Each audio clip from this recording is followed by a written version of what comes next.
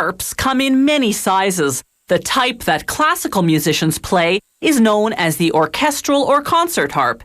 It produces more tones than any other stringed instrument. The player plucks the harp with the thumb and first 3 fingers of each hand, while at the same time operating foot pedals.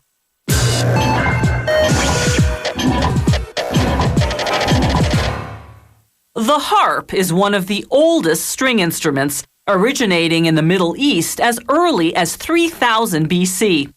Harps began appearing in Europe in the 700s.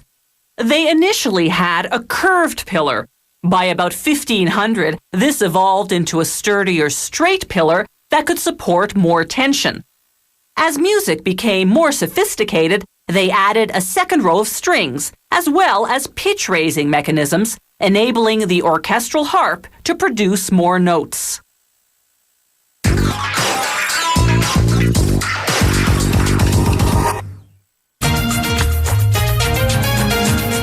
This harp is a cross between a classical harp and a Celtic harp. There's the pillar in the front, the sound box in the back, and the neck running across the top. The sides of the sound box are called the ribs. They're made from 7mm thick pieces of solid poplar. The instrument maker traces a rib-shaped template on the wood, then cuts out the shape using a bandsaw. He clamps them onto his work table, then with a plane makes them symmetrical. Now he draws 3 lines across each rib to mark where he'll cut slots. You'll see what those slots are for later on.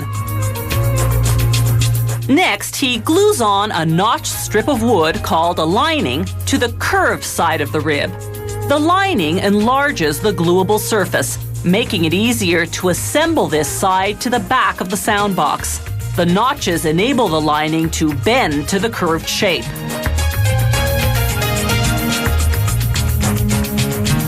Now he glues on the lining that will connect the straight side of the rib to the front of the sound box.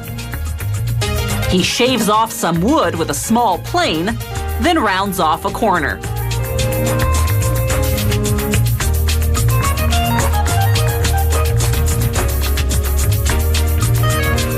He planes the back lining as well, removing a corner to flatten it.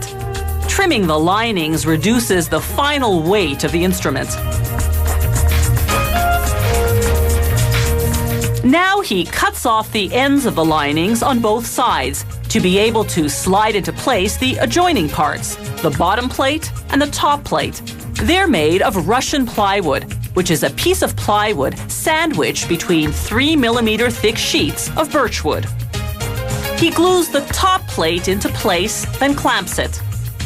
He does the same with the bottom plate. He closes the back of the sound box with what's called the back plate. It's also cut from Russian plywood. He glues it onto the lining, applying pressure with tight rubber strapping. When the glue dries about an hour later and the strapping comes off, he marks the location of the sound holes, the holes from which sound exits the instrument. He constructs the top plate on the front of the sound box from solid spruce. He lays the pieces down from widest to narrowest, then glues on a reinforcement strip made of solid maple. The strings pass through this strip and another on the inside. They prevent the tension from rupturing the top plate. He attaches a solid poplar frame to strengthen where the top plate and ribs join. After sanding with fine sandpaper, he coats the sound box in varnish.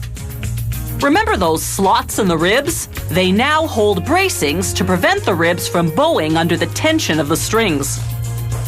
Using a bandsaw now, the instrument maker cuts the neck from a 2-centimeter thick board of Russian plywood. He makes a slot for gluing the pillar, also made of Russian plywood. Once the varnish on the neck and pillar are dry, he hammers in pins for the strings. This type of harp has 34 strings. Brass bridge pins space them evenly apart. Steel zither pins adjust their tension for tuning. He uses a wooden guide to hammer the pins to a uniform depth. The 3 finished pieces fit together with dowels and slots.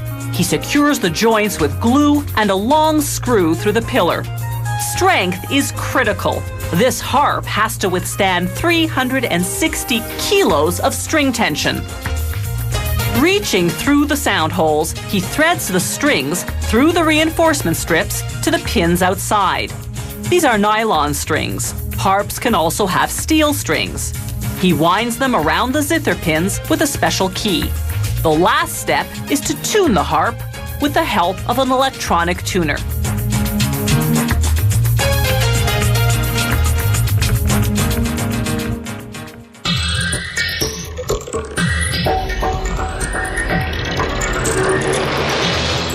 If you